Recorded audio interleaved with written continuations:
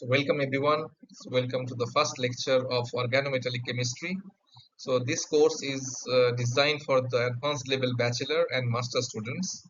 So in the first topic, so we will discuss about what are the organometallic compounds, and then metal carbonyls, metal carbenes, fractional behavior of organometallic compounds, their structure and bonding, and then also we will talk about their oxidative addition, their reductive elimination, and some other isolable properties.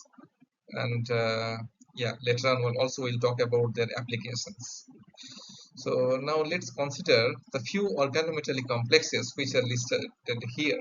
So the first one is the Zide salt, which is one of the first compound which is synthesized in the early 19th century. So here, so this is the platinum is coordinated to the 3 chloride with 1 ethylene molecule. So ethylene is a gas which is bonded to the platinum 2 center. The next example is ferrocene. So where the iron is present, here iron is in a +2 oxidation state. Then third example is tetraethyl lead, and the fourth one is nickel tetracarbonate. So here, if we talk about their applications shortly, that we can see that. So here ferrocene can be used as anti-smoking agent. So if we use ferrocene in oil, so it will generate less smoke or very like a minute level of smoke. So it is a smoke suppressor. So tetraethyl lead is used as anti-knocking agent. So if we add tetraethyl lead in the oil, so our vehicle will sink less. So this is anti-knocking agent. And so like carbonyl complexes are used for different pharmaceuticals, like or also it can be used in metal extraction from their ores, and also for the synthesis of the aldehyde or acetic acid or many other applications that we will discuss later on. And here are the structure and bonding that we will discuss in the later slides. So for this course organometallic chemistry, you can follow these books: Basic Organometallic Chemistry by B.D. Gupta and A.J. Elias, and also the Organometallic Chemistry of the Transition Metals by Robert Crabtree, and Organometallics by Elsen Broege. So for the textbook of inorganic chemistry, you can also follow simply like Hui Kitar Medi, that you can basically have all these chapters including organometallic chemistry. Okay, so let's go to the introduction slide now. So organometallic chemistry is such kind of chemistry which bridges organic and inorganic chemistry. So if we talk about the organic chemistry, so where we only talk about the carbon, hydrogen, nitrogen, oxygen, sulfur, so all these kinds of elements. So the compounds which are formed from these elements, so which does not have any metal in it. But when we talk about inorganic chemistry, the inorganic compounds, where we have at least one metal here. And in organometallic chemistry, so we have both. So we will also talk about organic and also the inorganic, that means the metal part.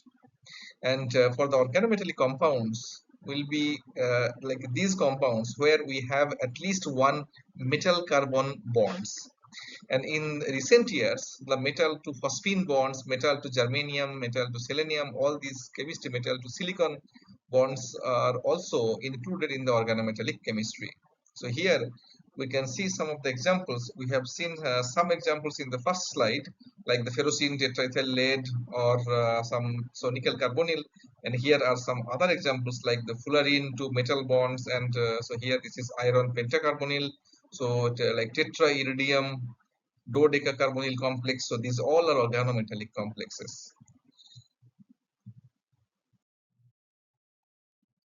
Now the question is, can we call all the compounds which has like metal carbon bonds as organometallic? The simple answer is no. So there are some prerequisites, there are some like characteristics of organometallic compounds. For example, if the metal carbon bond is fully ionic, then we cannot call this compound as organometallic. Like sodium cyanide. So here, so this is sodium cyanide, potassium cyanide, or some other cyanide compounds. So these are fully ionic compounds, like metal cyanide compounds. So we cannot call these compounds as organometallic. And other things are So this metal, there should be some covalency in this metal carbon bond. So if there is some covalency, it can be like the bond is at least some portion is covalent. That means like a 10% covalent at least. Then we can call these compounds are like organometallic. And as I have informed in the last slide, that following this long-standing tradition, the organic derivatives of the metalloids such as boron, silicon, germanium, arsenic, tellurium, and the bond with the metal, so this chemistry is also called organometallic. And it is also understood that the element to which carbon is bound is more electropositive than the other in the organometallic chemistry. So one of the first transition metal organometallic compound is Zeiss salt. So if you simply hit potassium tetrachloroplatinate with ethanol, you can synthesize this Zeiss salt, which is potassium like ethylene platinum trichloride complex. And here is the structure you can see on the right side here. So here the platinum is bonded to 3-chloride, and also the platinum is bonded to ethylene with the platinum to pi bonds. So this bond we will, so later we will define as p pi d pi bond. So here, so this Zeiss salt is discovered by W.C. Zeiss.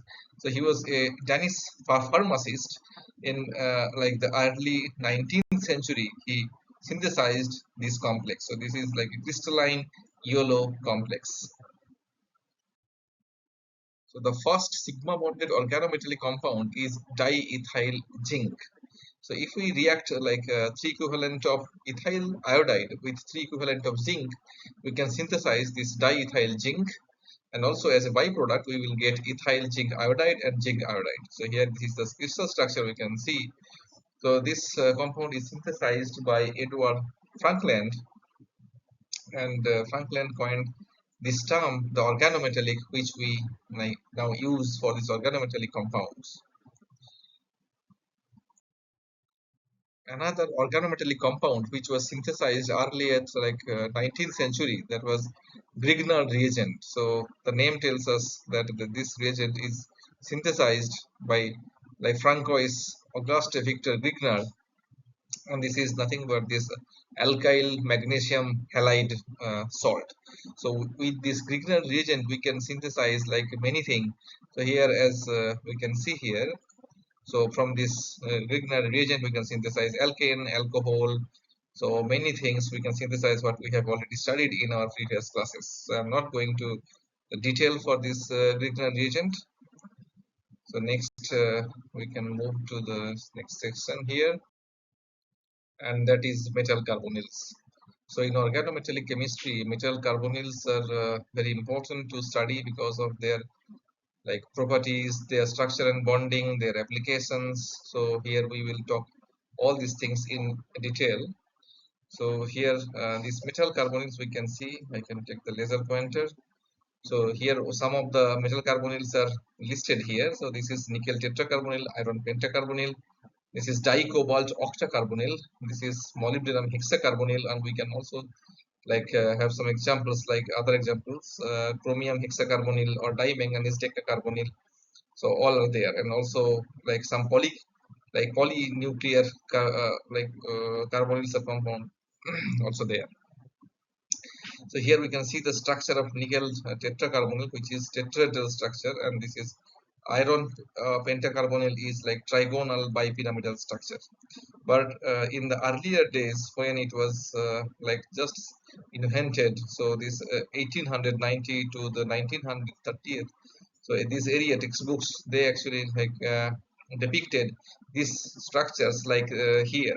So here we can see that nickel is bonded to the terminal OCO, and here one CO and others two CO are like basically not bonded to the metal. And so similarly the iron is also a similar structure, but later on so we found that the structures are wrong, and so that is the like the real structure of nickel tetracarbonyl, or this is the structure of iron pentacarbonyl.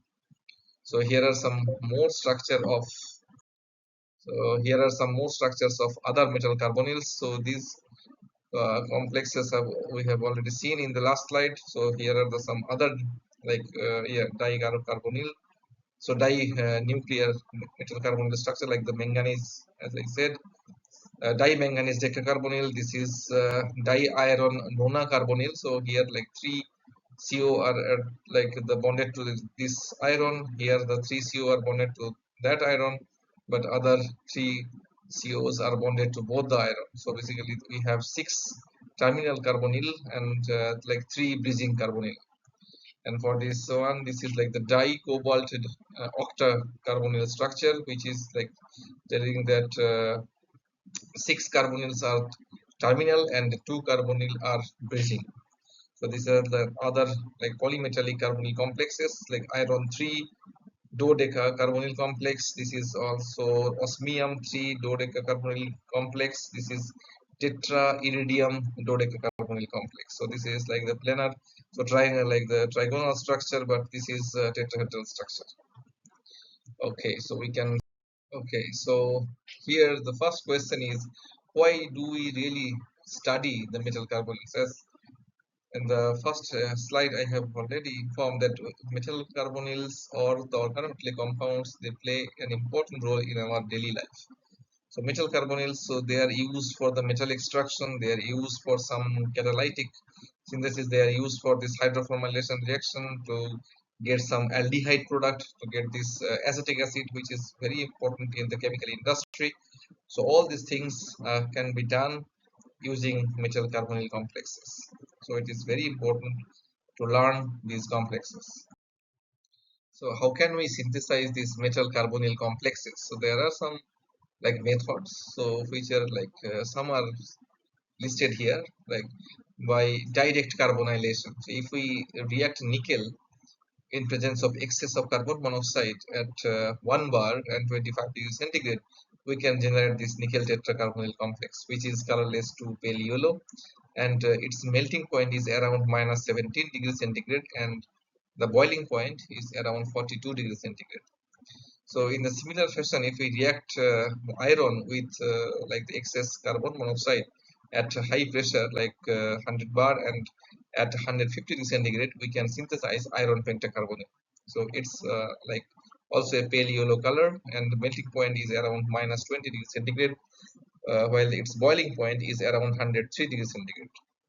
Some other methods include like the reductive carbonylation. So the chromium chloride in presence of aluminium and excess of carbon monoxide, we can generate like this chromium hexacarbonyl complex. So similarly, by reacting like the molybdenum pentachloride, vanadium trichloride, tungsten hexachloride, we can also like synthesize their carbonyl complexes. One other method like the from the metal oxide and carbonates. So if we react osmium tetroxide with carbon monoxide, we can generate osmium 3 dodecacarbonyl complex. The rhenium oxide with 17 carbonyl, then we can generate like dirhenium decacarbonyl complex. So, and also the cobalt carbonate also reacts with hydrogen and carbon monoxide to give this dicobalt octacarbonyl complex.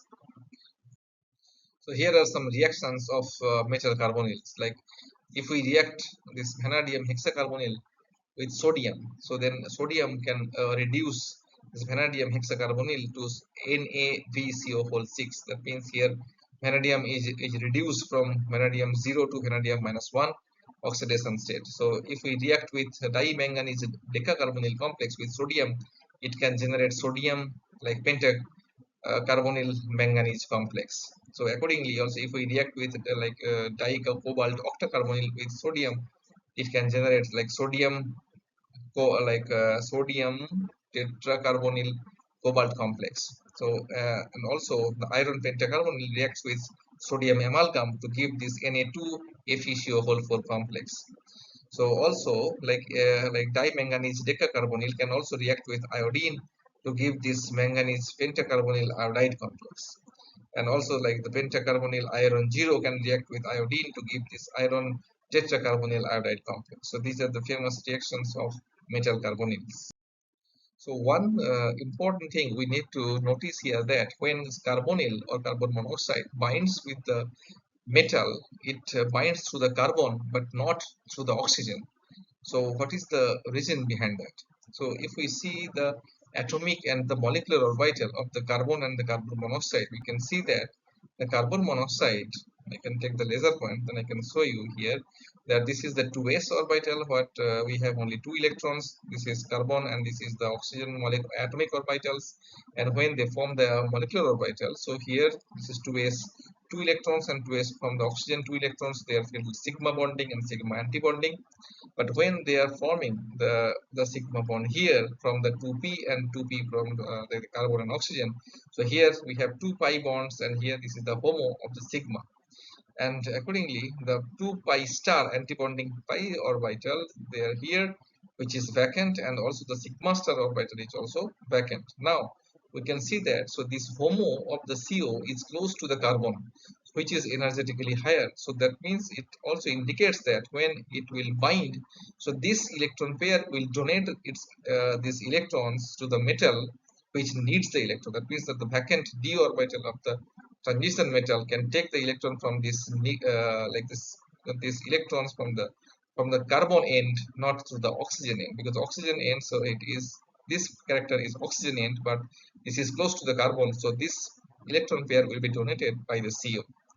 And also we can see here that in the bonding orbital is filled with 6 electrons, so 2 from here and 4 from here, so 2 plus 4, 6 electrons from the bonding orbital. And if we check its bond order of the CO, that means the number of electrons in the bonding orbital minus number of electrons in the anti-bonding orbital divided by 2, so which gives us the value 6 minus 0 by 2 equals to 3.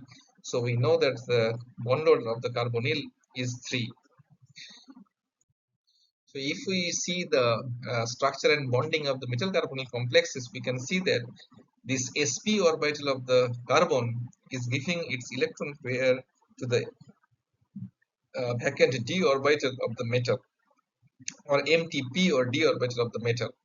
And so this is p pi bond, and the back bonding, the d pi back bonding occurs when the field d orbital of the metal gives its electron to the p orbital of this carbon. So this is pi back bonding. So this is synergistic effect.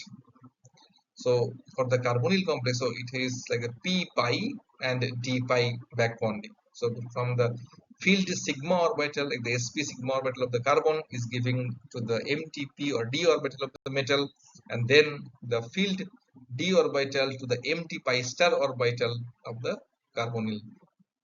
This forms this p pi d pi bond. So similarly, if we also see the structure and bonding of the Zahid salt, we can see that this pi electron cloud is like donating to the empty orbital of the empty d orbital of the metal, and in reverse, so the field d orbital of the metal is giving back to the p orbital of the pi star p orbital of the carbon, forming this d pi bond. So in carbonyl chemistry, so one important characteristic tool is infrared spectroscopy. So since we know from the IR spectroscopy that so which bond is having the highest dipole moment, it can give a strong peak. So here CO, since it is like the delta plus and delta minus, so due to its high dipole moment, we get a very strong peak, a strong stretching vibration for this CO. So since all the metal carbonyls, they have the CO bonds, so we can get the characteristic this type of strong peak.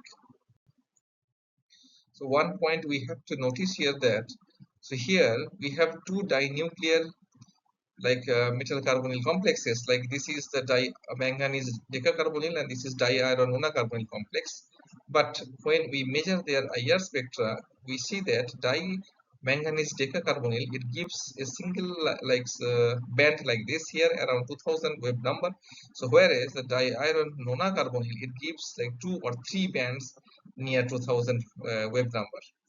So the reason is, so here, since all the carbonyl here in dimanganese decacarbonyl complex, all the carbonyls are terminal carbonyls. Here basically all of them are similar. Whereas here the diiron monocarbonyl, it has like 6, here 3 and here 3.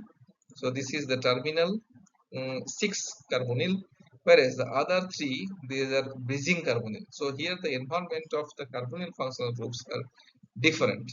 So that is the reason that it is giving like 2 or 3 bands instead of giving 1 band like the dimanganese decacarbonyl complex. Now if we think why are we are getting like the 2 or 3 bands, and this is one is also giving like around 1900 or even like below 1900 for the bridging carbonyl ligands. So this is we can explain from their MO configuration. So we see that. So when we see the MO of CO, we see that the HOMO of the CO is sigma bonding. So the anti-bonding here, the LUMO, the lowest unoccupied molecular orbital, is empty. So when carbonyl is bonding to the metal, so it is bonding through this HOMO, that is the sigma. So that is the sigma bonding to the metal, but when it takes back the d pi bonding, for the d pi bonding it takes to the electron to its pi star anti-bonding. Now we know that the bond order depends on the number of electron in the bonding orbital minus the number of electrons in the anti-bonding orbital divided by 2. So when it is bonded to the metal, and when due to this d pi bonding, so when it takes the electron at the LUMO, so the anti-bonding orbital is not empty now. Now some portion of this anti-bonding orbital is filled with the incoming electron from the metal, so which gives us the lesser bond order, which is directly proportional to the stretching vibration in the IR. So the bridging which is bonded to the 2 or 3 metals, so definitely, so there the bond order is less than 3, which gives the lower energy region peak. So this clearly satisfies this observation that when for the terminal carbonyl, we see that the stretching vibration appears around like 2000 to like 1900 wave number, whereas it is like the CO is like bridging to the 2 metal mu2 type bridging. It gives the peak or the band around 1850 to 1700, and where the CO is bridging to the 3 metals, so due to their like strong d pi back bonding, so here the anti-bonding orbital of this CO is filled, which gives the lower bond order, which gives this stretching vibration around 1730 to 1620. So this is the example of this type of mu3 bridging, and this is the example of mu2. So this CO is mu2 bridged between this 2 iron, and here this is terminal, so chromium hexacarbon, it only shows that the presence of 6 terminal COs. So now let's talk about the factors which affect the carbonyl stretching frequencies. So we can see that here when the carbonyl complex is neutral, like nickel tetracarbonyl, so here the nickel, so here the CO stretching vibration appears at 2057 wave number. However, when this complex is charged, like here the cobalt is -1, so this is coming, so now the CO stretching vibration appears at 1890. So that means when the cobalt is negatively charged, so the negatively charged also it gives, so the CO when it takes back the electron, so if the CO, the cobalt is negatively charged, so it will like donate this electron by the d pi bonding to the CO more than the neutral complex. So that is the reason here the anti-bonding orbital is more filled compared to the neutral complex, which gives the lesser bond order, which gives the lesser stretching vibration. So when it is like the more negatively charged, like here Na2, for this Na2 FeCO whole 4, like this is the tetracarbonyl iron 2 minus. So that means this 2 minus charge is on the iron because the CO is neutral.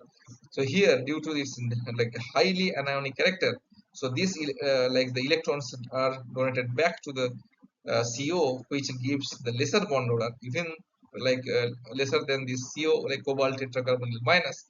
So it which gives basically the lesser stretching vibration compared to this vibration.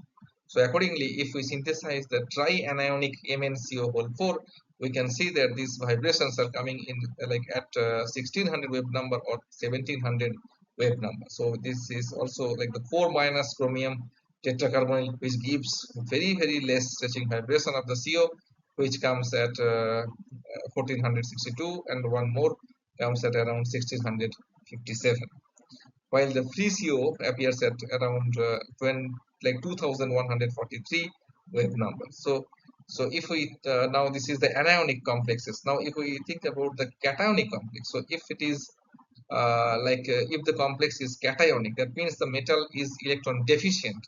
So when the metal is electron deficient, it does not want to give back its electron to the CO by the d pi bonding. And obviously in that case, when the strong sigma but the weak d pi, so it actually like gives us the more stretching vibration compared to the even neutral complex. So we can see that here if this is cationic, then it is coming. So the CO stretching vibration comes at 2098, where this is neutral. It comes around so 2000, and it is negatively charged 1, that is 1860, and like twice negatively charged, this is 1747 wave number. And accordingly also we can explain the other complexes. So we can move to the next. So now, if the metal carbonyl complex has some other ligands, some other spectral ligands like phosphine, so which also has some donating ability towards the metal. So here the carbonyl stretching vibration also will be lesser due to the this. So I can take the laser pointer here. So this phosphorus, so phosphine, it has one lone pair of electron which can be donated to the metal.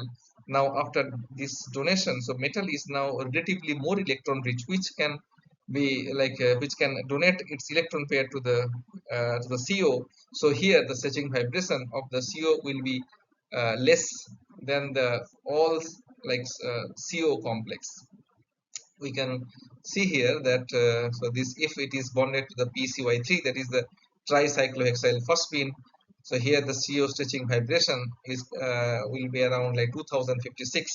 And now if this alkyl group, if this alkyl in this phosphine is even more electron donating, then this CO stretching frequency will come even at the lesser energy, like the lower energy region. So the stretching vibration will go down. So now here are some problems for you, so which can be solved taking into account all these factors. The first question is, arrange the following complexes in the increasing order of CO stretching frequencies. So here we have 4 complexes, 4 of them are tungsten complexes. So here this complex has all the ligands basically are same, so CO, and here the 5 are CO and 1 is PF3, and here 5 are CO, 1 is PPH3 triphenyl phosphine, and here 5 COs with 1 methyl.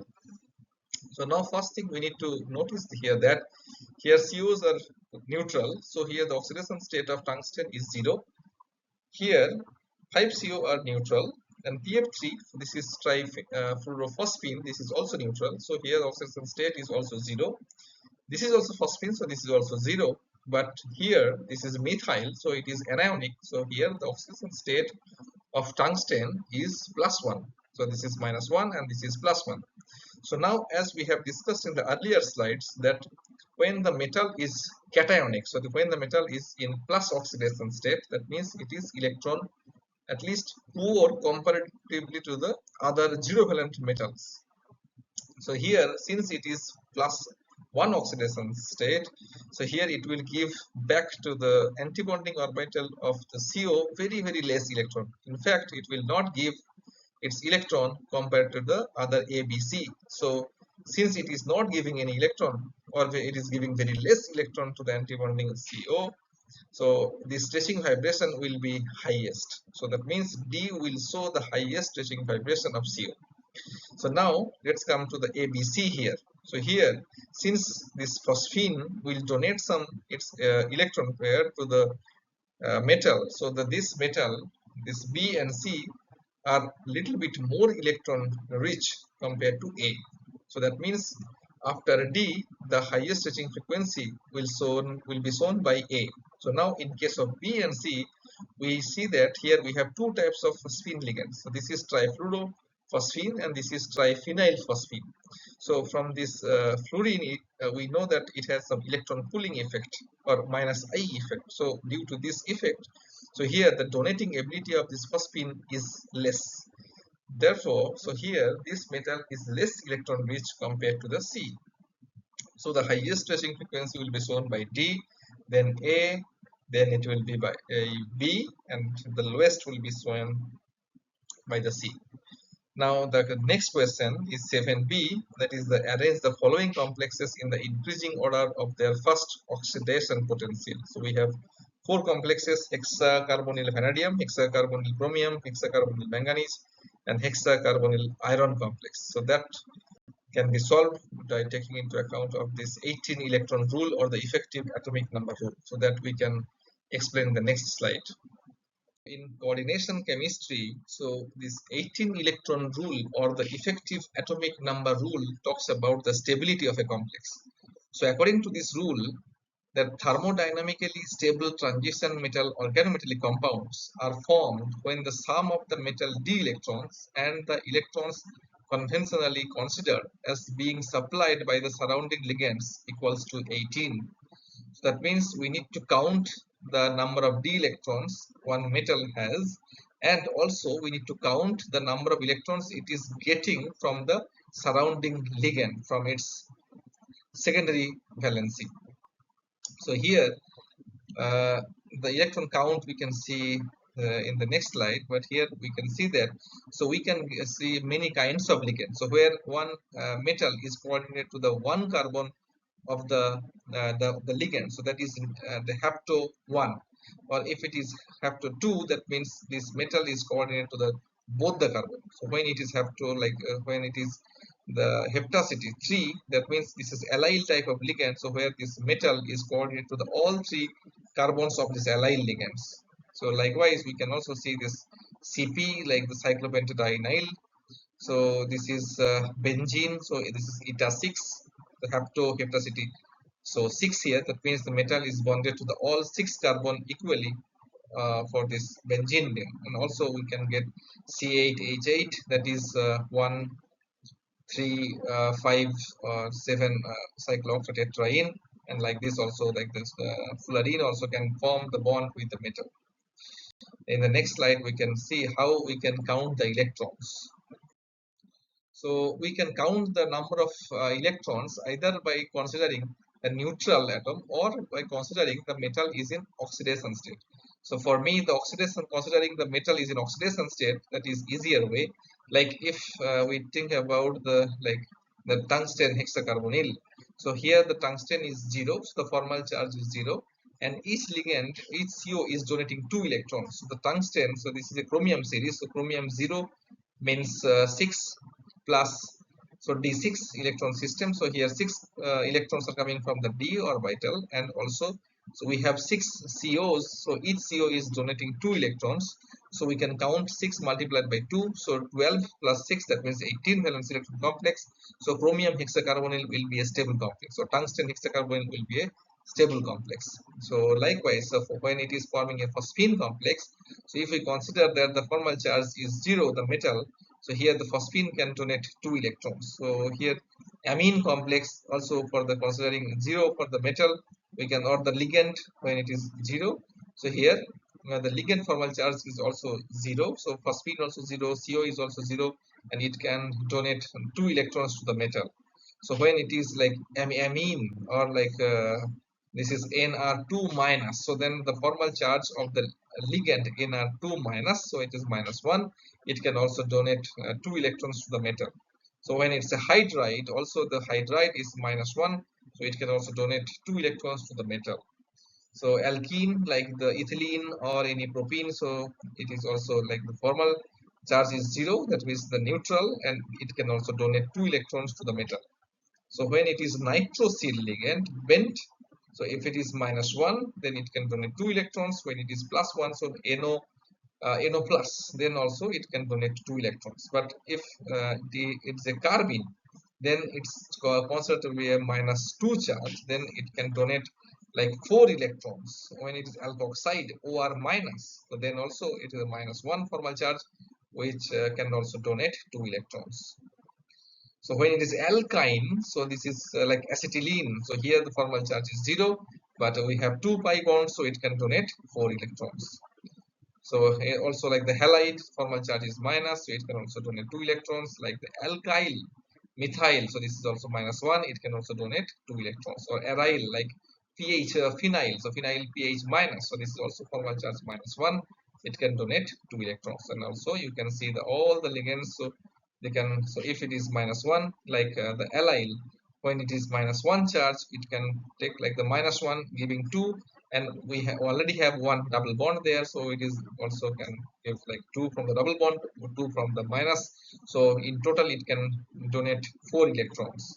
When cyclopentadienyl, so when it is eta 5, so this is heptacity 5, so metal is bonded to the all 5 carbon atoms equally, so this is -1 formal charge with which can donate 6 electrons. So benzene also eta 6, so the metal is bonded to the all 6 carbon atom, formal charge 0 since benzene is a neutral molecule, but it can donate 6 electrons. So cycloheptatrienyl ligand +1, 6 electrons. So this is an aromatic ring. It's like one carbon is plus, so it is formal charge +1, and it can donate 6 electrons. So likewise, we can also count for the other uh, ligands. So now let's have some example here so we can clear our concept. So for this complex, so this is a ruthenium, and here the coordination number of this ruthenium around the ruthenium is 4. So ruthenium is bonded to CO and bonded to triphenyl phosphine, and this is also bonded to triphenyl phosphine, and here we have an allyl. So since we have seen that for the let's take the oxidation state, since for me it is easier. So here the ruthenium is +2, so for +2 we can see that is a D6 system, so 6 electrons are there in the d orbital, and since it's a pi, that means we have a double bond here, so which can donate 2 electrons and 1 minus here, which can be delocalized to the whole system. So minus can also give 2 electrons, so 2 are coming from here and 2 are coming from here, so in total for the pi 3 like eta 3 pi allyl, it can donate 4 electrons, and we also have 2 triphenyl phosphine, so with the 0 for charge it can donate in total 4 electrons, and 1 CO can donate 2 electrons, so in total we have 16 valence electron complex. So according to 18 valence electron rule, we can say that this is relatively less stable compared to the 18 electron valence electron complex. So here we can see that this ferrocene, one derivative here, one dimethylamine substitution is there. Okay, so let's consider the here. So this is Cp, so eta 5 Cp. We have another eta 5 Cp, although we have a substitution here, but it is not bonded to the metal. So we can consider that this Cp are bonded to the this iron, and we can, so this Cp is Cp minus. This is also Cp minus. So here the oxidation state of iron is 2. So with 2 oxidation state iron, it's a D6 system. So 6 electrons are coming from the d orbital, and so this is 6 electrons are coming from the Cp minus, 6 electrons are from the another Cp minus. So in total 12 electrons. So in total, so we have 18 electron in its valence shell. So it's a 18 valence electron complex. So which is telling that according to 18 electron rule, so this complex will be highly stable. So from this rule, we can also calculate how many metal-metal bonds will be there in a poly like metallic carbonyl complexes. So for example, here we can see that here we have a complex that is tri-iron 0 dodeca carbonyl complex. So here, so after 18, that will be 36, and then it will be 54. So accordingly, we can get like after 54, it will be 72 electrons. So that is the inert element, like inert gas electronic configuration. So here, so we can calculate for the whole electron count. So since iron is iron 0, so this is D8 system. So for the 3 iron 0, so this is 8 is giving 8 multiplied by 3, so 24, and 12 carbonyl, so 12 multiplied by 2, so another 24, so 24, that means 48 electrons we have. So if we subtract, so from their like inert gas electronic configuration, that is 54 minus 48, so 6, and each bond consists of 2 electrons. So we can divide this 6 by 2, that means 3. So we can say that in this complex we will have 3 metal-metal bonds. So the structure will be like this. So 3 metal-metal bonds, basically a triangular structure, and then we need to fill the CO. So here we have 12 CO. That means we have here all the 12 CO will be distributed to these 3 iron. So it will be like 4 CO complex. So similarly, we can also calculate for the cobalt 4 CO12 complex. So this is cobalt 0 system, that means D9. So multiplied by 4, so 36 plus 24, 36 to 26 is 60, and we can subtract this 60 from 72. That is the next inert gas electronic configuration is 72. So it is 12. So that means 12 divided by 2. Since one bond is made of 2 electrons, so we can say that this is 6 metal-metal bonds will be there in this complex. So this is this type of tetrahedron structure, and we need to fill like the 3 carbonyl at each of the cobalt center. So by this way, we can also calculate other like the complexes, the metal-metal bonds. So here this eta 5 Cp molybdenum CO2 whole, it's a dimer complex. So this is even okay. So this iron 2, so cobalt 3, and this is also like this is also whole 2. So okay, if we think about this complex, so it's a dimer, so we can calculate that eta 5 Cp. That means Cp is giving -1. So it will donate 6 electrons. So this is carbonyl is neutral.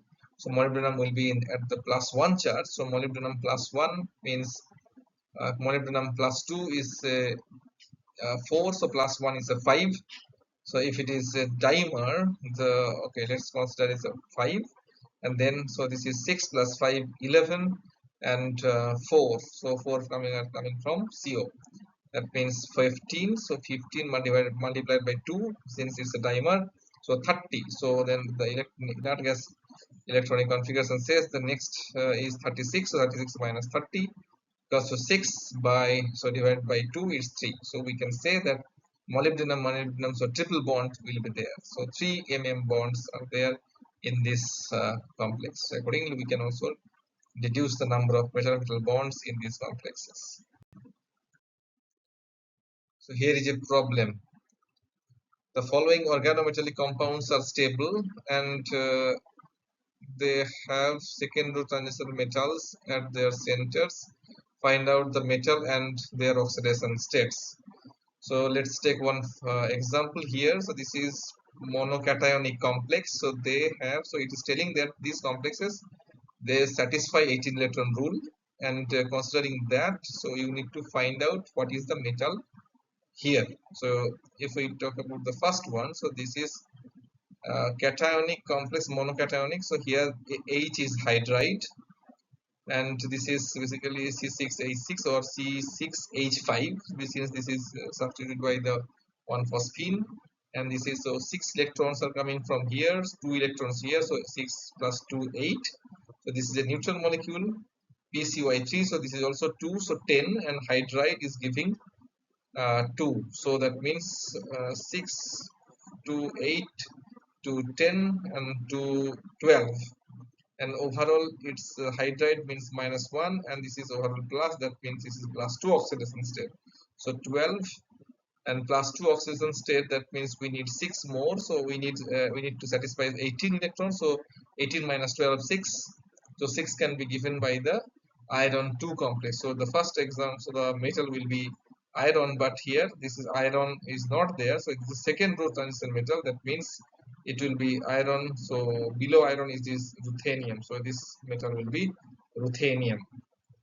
Okay, the next B will be like here Cp minus, and this is phosphine is neutral, so this is basically 6 plus 2, 8, and the hydride 10, this is 2, 12, this is 2, 14, and this is 14, and this M is minus, so this M is in +2 oxidation state, so we need 4, that is chromium, so chromium 2, and accordingly we can also find out the other metal. So chromium cannot be there, so this is below chromium is metal like the molybdenum. So let's find out the answer.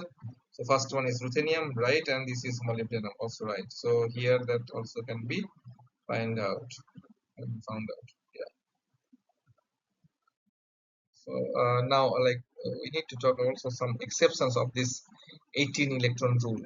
So so whatever we have seen here, so that we can see that mostly the 18 electron rule is satisfied by the octahedral systems, and like some of the tetrahedral or other systems, like we can see that this nickel 0 tetracarbonyl complex, it satisfies 18 electron rule. Like nickel 0 means the 10 system, and 4 ligands are donating 8, so that means 10 plus 8, 18 electrons are coming from the nickel, basically nickel tetracarbonyl complex.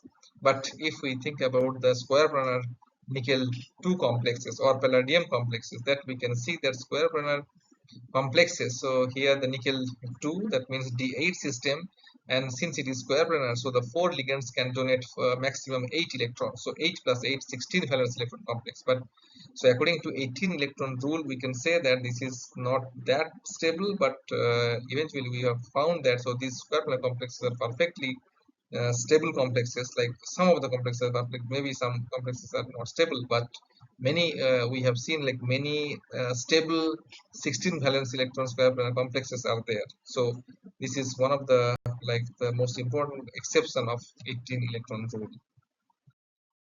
So far we have discussed about the metal carbonyl complexes. Now we are going to discuss about the metal carbenes, or first we will discuss about the carbene, and then we will talk about their metal complexes. So if we discuss about the carbon compound, so here the first one where this carbon is bonded to the 4 hydrogen, so this is called methane. So this is, yes, here the carbon is sp3 hybridized. Now if we abstract one proton from methane, we will generate this methyl anion, so where this is still sp3. So here the lone pair is occupying this sp3 orbital.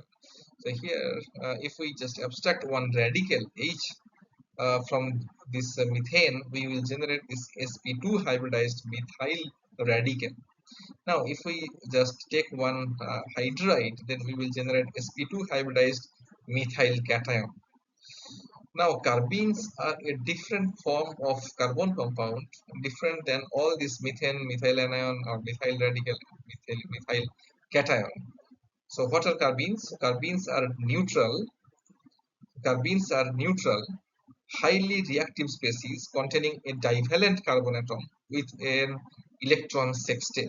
So here, so the carbenes are, we can see here that some, these are the examples of carbenes. So here we see that it's a divalent. So here H, and here we have like the pair of electrons. So it cannot be that always a pair. It can also be singly occupied, like one electron. So and if we count the number of like the valence electron, here the one, and this is also two. So in total we have an electron sextet. So now from their spin multiplicity, we have two types of carbene. So this is singlet carbene and this is triplet carbene. So in the singlet carbene, we see this is basically this is also bent, and we can see that the two electrons are occupying at one orbital, which is the sp orbital. And here we can see that. So this is singlet. So the spin is here the plus half and minus half. So basically they cancel each other to give the spin 0. But the total spin multiplicity here, the 2s plus 1. So 2s is 0 here since they cancel each other. So 2 multiplied by 0 plus 1, so equals to 1. So it's a singlet. However, these two electrons so can also be occupied by like one electron. So it's a singly occupied like this orbital. That means here 2s plus 1, so the total spin multiplicity will be 2, and s, so this is plus half, so that means 1, so 2 multiplied by, so plus half, so 1, that means 2 multiplied by 1 plus 1, so this is 3. So this carbene is called like triplet carbene. And other, so which can also take that, so it is a linear type of carbene, but this is also triplet, but which is usually not observed. Now, if we see the comparison between the singlet and triplet carbenes, we see that this we have already seen that the spin state for the triplet carbene, this is singly occupied, the sp2 1 and p here 1. But in a singlet, so this is this sp2 is occupied by these two electrons, so they are paired. And also we can see that the bond angle in the triplet carbene is from the 130 degree to 150 degree.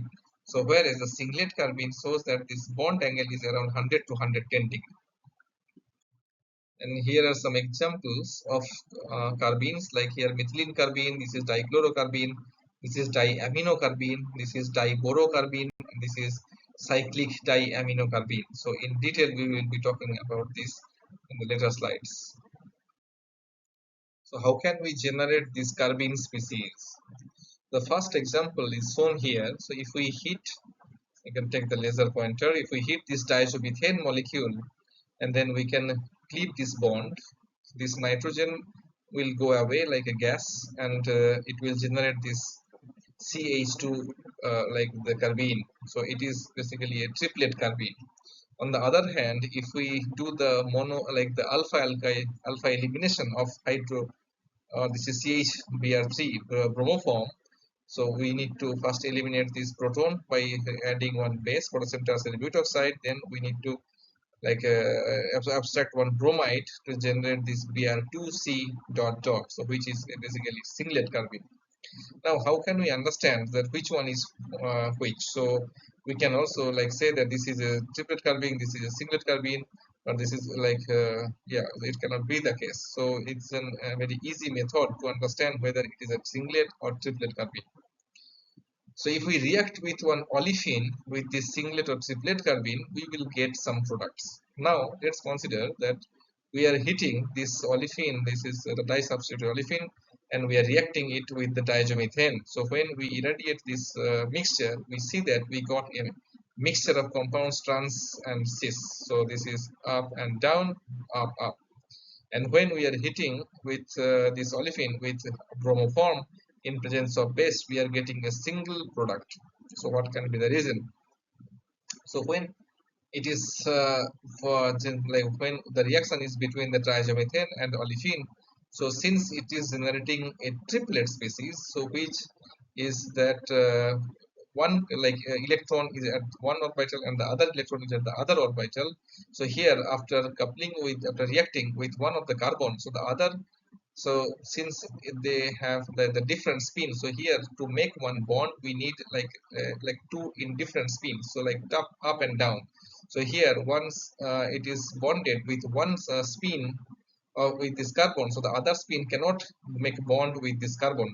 So to make this bond, so it needs to rotate, and then it can form this bond. So in this case, it will generate this trans product.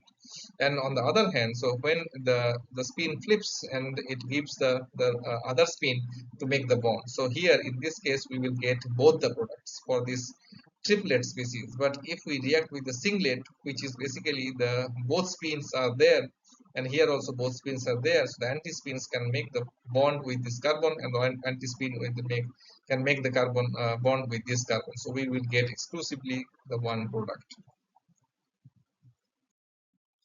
And here are some like the metal carbene complexes, some famous examples of metal carbenes. So the first example is Grubbs complex. So here the ruthenium is bonded to this chloride, and it is also bonded to this CH. So this is basically CH. So two like one lone pair is there, and this is PH. So this is Grubbs complex, or it is also called the Grubbs catalyst, so famously used for metathesis reaction. So the other carbene is the Fischer carbene. So here the metal, so here this is metal is in low oxidation state, and this is the methyl, and this is methoxy group. And this is Schrock carbene, where the tantalum or the titanium is in higher oxidation state. So that we can discuss later. So what are the differences between these carbenes? So Fischer carbene is basically a singlet carbene. So we can see that here the two electrons, the lone pair of electrons are sitting at the one orbital, that is the sp2 orbital. So here, so when it forms the bond with the metal, so this lone pair of electrons can be donated to the empty p or d orbital of the metal, and while the filled d orbital can donate its electron to the empty p orbital of the carbene. So it can also form this p pi d pi bond, which we have already seen for the carbonyl or carbonyl metal carbonyl complexes.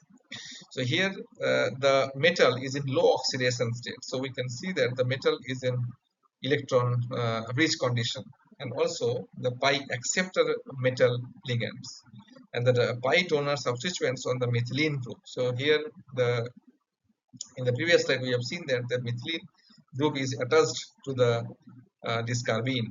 So compared to this Fischer carbene, so the Schrock carbenes here, so where the metal will be in the higher oxidation state, and also it is formed by the early transition metals. And here, since we can see there is a triplet carbene, so we see that the one it's like one electron is occupying the orbital. So here one, which can make the bond with the metals. So this is the synthetic route to synthesize Fischer carbene, and so this is the synthetic route to synthesize stock carbene. So here, if we take this hexacarbonyl tungsten or chromium or complex, and if we react with this like alkyl lithium compound, then it can attract to this CO. So eventually, it will give this compound with the OLI. So this Li can be replaced by this alkylating agent, this alkyl halide, and it can give the stable complex, which is the basically Fischer carbene complex.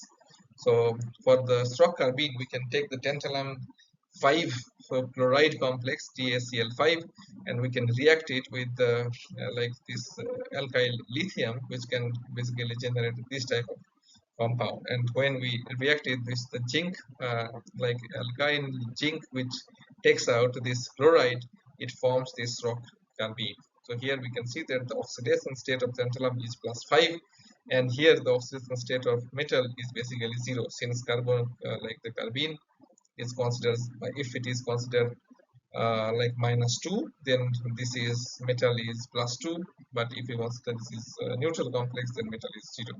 And similarly here, if we consider -2, then tantalum is +5, but if we consider it neutral, then it is 3. So we have now another type of carbene, which is called N-heterocyclic carbene, or NHC. So this is the compound synthesized by Arduino and his co-workers in 1991. So he took this imidazolium compound with the adamantyl substitution at the both sides of this imidazolium ring. So here, when he added sodium hydride, which acts as a base, so this hydride can obstruct this proton, giving hydrogen evolution, and then it can generate the stable carbene. So this carbene is called like the cyclic diamino carbene, or N-heterocyclic carbene. So here is the method, like the base can obstruct this proton, giving this minus. So here, since this like ammonium is plus, so it can take the electron, so it giving the carbene compound. So here are some different types of N-heterocyclic carbenes. So for example, this one is called imidazolidine carbene. So this is imidazolidine. So this is benzimidazole. So here, this is one benzene ring is fused to this imidazole ring. So this is called benzimidazolidine. And likewise, also we can synthesize some other carbenes, like this is cyclic alkyl aminocarbene, or also called as CAC. This is triazolidine, and this is thiazolidine carbenes. So here are the different routes to generate N-heterocyclic carbenes. The first one we have already discussed in the first slide. So that is the deprotonation of this C2 proton, and we can also generate this carbene by the desulfurization. Also, we can like abstract this Cl minus, and we can also generate carbene here. We can also do the oxidative addition with this functional group that also can generate free carbene. And here, if we decarboxylate here, if we hit, then CO2 will cleave to give this N-heterocyclic carbene. And also by the alpha elimination, we can also generate carbene here. And here are some examples of the applications of carbene. So we know that the Grubbs catalyst is used for the metathesis reaction, and so many other like the carbenes, so like NAC vanadium complexes have been used for Heck coupling, Stille coupling, Sonogashida, Suzuki Miura, Kumada coupling, Buchwald-Hartwig coupling, and Negishi coupling. So, and also in material chemistry, these N-heterocyclic carbene compounds have found enormous applications. So the next topic is about the organometallic fluxional molecules. So the fluxionality, it means that the stereochemical non-rigidity. So we know that the atoms of the molecules are continuously involved in approximately like harmonic vibrations about their equilibrium positions. But in the other respects, the structure may be considered rigid. And the rotation of one part of a molecule with respect to the another part gives the different forms of the same molecule in which atoms are arranged differently in space. That is the intramolecular rearrangement. So here, so we see that the molecule of, so it has many atoms. So the atoms, they are always vibrating. So due to this vibration, so they are always changing their conformation. So due to this conformation, so we are getting different spectroscopic properties. So this kind of observation is called the fluxional molecules. So we can also see this type of molecules in organometallic chemistry. So let's take one example of this organometallic fluxional molecule. So the one ideal example is this iron pentacarbonate. With the help of laser pointer, I can explain. So here, so the structure is the trigonal bipyramidal structure of this iron pentacarbonate. So here, the 3CO, 1, 2, and 3. So they are like staying at the triangle, like the triangle, we have the equatorial position, and here the other two are at the axial position. So by this molecular vibration, so this CO and this CO, which are at the axial position, so they can move towards its towards here, so towards the right side, where this other one, so this which are present at the equatorial position, it can move towards the left side. So by this rotation, we can like an intermediate structure we can get like this. So where basically they are giving this type of structure. And now after pushing this CO and other the behind CO towards left side, we can generate so this type of structure where we can see that so these three were at the triangle where is axial position, and these two were at the so this sorry so these three were at the equatorial position where the other two were at the axial position. But in this case we see that this 1, 2, and 3 where so these two were at the axial position, but now here so this one and all, so this CO, so these trio, they are at the equatorial position, but so this CO and the behind CO, they are now at the axial position. So they are changing their position by their this pseudo rotation. So this mechanism is called Berry pseudo rotation mechanism. So we can explain this mechanism like this way. So we have so 5 ligands here, 1, 2, 3, 4, and 5. So like by the molecular vibration, by this Berry pseudo rotation mechanism, so we can see that but 2 and 3 they are vibrating towards left, and where so 4 and 5 they are vibrating towards the right. So they are moving towards left, and this 4, 5 moving towards the right. So now so here 2 and 3 so they were at the axial position, and 4, 5, 1 so they were at the equatorial position. But here in this case now 4, 5 they are now in the axial position, and 1, 2, and 3 so they are at the equatorial position. So by this Berry pseudo rotation mechanism, so they are changing their position. We can also see this type of Berry pseudo rotation in PF5 molecule. So this is like the phosphorus pentafluoride. So this is also a trigonal bipyramidal structure, which also we can see that this fluoride which are at the equatorial position, they are going to the right, and this fluorine can go to the left. So it can give us this trigonal bipyramidal structure, but the other way around. So here this is they were at the equatorial position, however after moving to that side, so this has become this has so this fluorine and this fluorine they are at the axial, and this F and this F they are at the equatorial position. So the important observation for this molecule is we can okay, so this is the basically the energy profile diagram. So here this is energetically like stable, and this is basically another form. So this is basically all of the same energy. However, the transition states, the energy of the transition state is higher due to this very like pseudo rotation mechanism. And here we can see that the energy difference between the stable conformation and the transition state is around 3.6 kilocalorie per mole, so which is very minimum, which can be achieved by any slight heating. So the main spectral evidence of this like the fractional behavior is can be seen by this NMR study.